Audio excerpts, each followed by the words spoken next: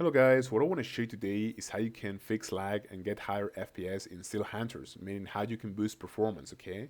Now this game usually runs pretty smoothly, okay, because I get upwards of 90 to 100 FPS, and I have, NVIDIA 3060, okay? So this game actually runs pretty decently.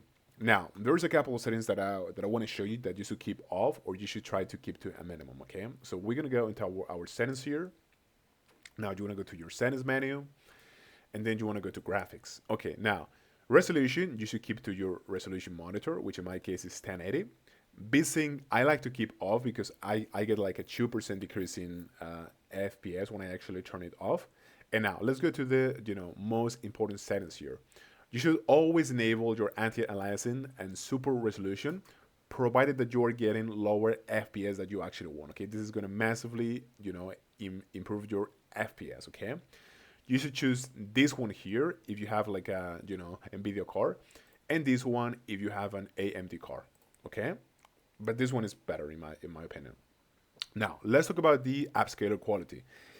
In general, you don't want to go lower than balance because this is going to create some difference in quality. Okay, balance is pretty good in the sense that it's going to give you a great performance and a great quality.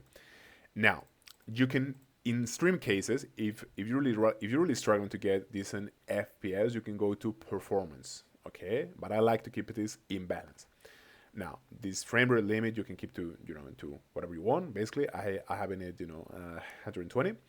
And now let's talk about the most important settings of all of this. Okay, these ones you can just play around with them. Okay, they're not really that important or that critical.